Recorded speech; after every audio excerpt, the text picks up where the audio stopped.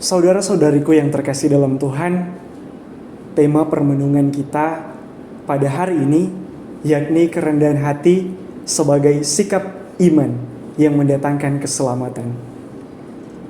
Saudara-saudari yang terkasih dalam Tuhan, kadang dalam hidup kita sehari-hari, ada kalanya ketika kita berbuat baik, pikiran dan isi hati kita tak sesuai dengan tindakan baik yang kita lakukan itu.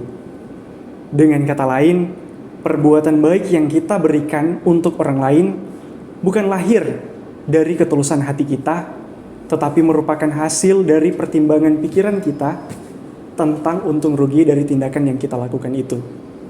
Artinya, kita menolong sesama apabila sesuatu yang kita lakukan menguntungkan kita, baik itu karena kedudukan atau pangkat dari orang tersebut, maupun karena kebaikan kita kelak akan dibalas oleh orang yang kita bantu itu.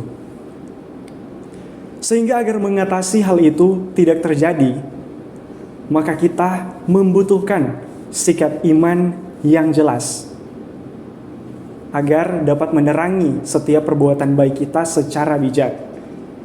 Nah, dalam bacaan Injil hari ini dikisahkan tentang suatu mujizat yang terjadi kepada hamba seorang perwira karena sikap iman yang benar dari si perwira itu. Namun isi kisah ini bukan secara detail menerangkan isi mujizat tersebut, melainkan Lukas secara khusus ingin menampilkan kualitas iman dari tokoh utama dalam cerita, yakni seorang perwira di Kapernaum. Nah, Injil Lukas ingin menampilkan secara jelas bagaimana peran iman dari si perwira yang dalam akhir cerita membuat Yesus heran sampai memuji kebesaran imannya yang bahkan melebihi orang Israel sendiri. Saudara-saudariku yang terkasih, saya mengajak kita semua untuk bertanya, sebenarnya dari manakah asal iman yang besar itu bisa timbul dalam diri si perwira? Dan kualitas iman seperti apa yang dimaksudkan Yesus? Saudara-saudariku yang terkasih, kunci iman yang dimaksudkan Injil dari kisah ini yakni berasal dari kerendahan hati si perwira. Ada dua jenis kerendahan hati yang mau diungkapkan. Pertama, sikap rendah hati kepada manusia. Injil secara jelas menerangkan jabatan tokoh utama dengan sebutan perwira. Sehingga perlu kita tahu bersama bahwa jabatan ini dipakai kepada seseorang yang terpilih bertanggung jawab untuk mengepalai atau memimpin 100 prajurit. Nah, itu berarti meskipun si perwira ini menyadari bahwa dirinya seorang pemimpin seperti itu, namun ia tetap menyayangi bawahannya, bukan saja dalam situasi yang baik-baik saja, namun juga ketika mengalami penderitaan. Seperti dalam Injil, si perwira dengan segala jenis cara mencari bantuan untuk menolong hambanya yang sedang sakit keras dan bahkan hampir mati itu. Si perwira sesungguhnya tidak menggunakan pangkat yang ia miliki untuk membatasi dirinya dalam menolong sesamanya, khususnya seorang hambanya itu tadi. Nah, lalu kemudian apa yang menjadi sikap kedua? Kedua, yakni sikap rendah hati kepada Allah. Rupanya si perwira telah mengetahui sedikit tentang kemahakuasaan atau otoritas Yesus sendiri, yakni otoritas ilahi, yang bagi pengikutnya katakan sebagai kuasa Allah. Sehingga dengan rendah hati, ia merasa tak pantas menghadap Yesus, dan kemudian dengan percaya bahwa dengan sabda Yesus saja, hambanya itu akan sembuh.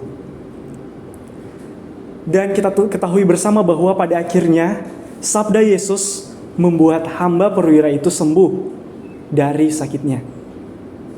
Nah, kita pun sebagai umat yang beriman kepada Allah, sikap rendah hati kepadanya dengan mengakui diri kita yang adalah manusia ciptaan Allah yang mudah jatuh ke dalam pencobaan dan dosa, sungguh penting dan perlu kita lakukan. Tindakan ini merupakan sikap dasar kita untuk memohon kepada Allah agar dilayakkan memperoleh rahmat dan berkat yang kita minta kepada Tuhan. Dengan penuh keyakinan terhadap kehadiran dan karya Allah dalam hidup kita, tentu melalui kehendaknya yang mulia itu, kita yakin mujizat Tuhan melalui sabdanya akan menaungi dan menyelamatkan kita.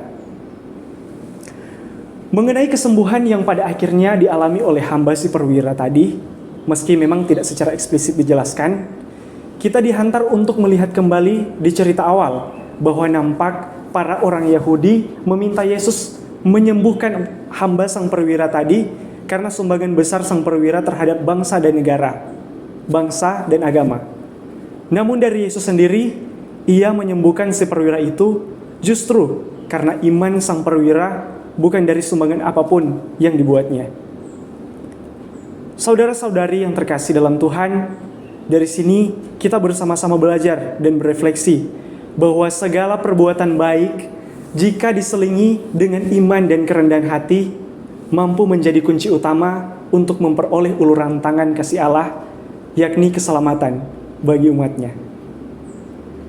Nah, saudara-saudariku yang terkasih, tokoh sang perwira menjadi pembelajaran bagi siapa saja, khususnya bagi kita yang hadir pada saat ini, yang mungkin masih tenggelam dalam cinta diri dan keserakahan, serta merasa hebat akan status atau juga pencapaian kita, artinya masih terikat dalam ego. Nah, karena dengan sikap ketamakan tersebut, orang akan jatuh dan bahkan hancur lebih dalam. Justru dengan kerendahan hati, sikap percaya dan kemauan untuk terus mendekatkan diri kepada Allah adalah jalan terbaik agar memampukan kita untuk bangkit dalam segala perkara hidup kita. Sabdanya sudah menjadi tanda kehadirannya.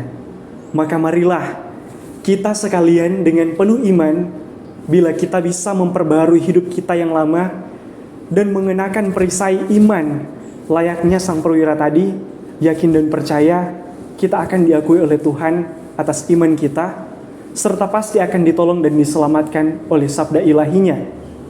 Tentu menurut rencana kehendak dari Allah sendiri kepada kita. Semoga demikian. Amin.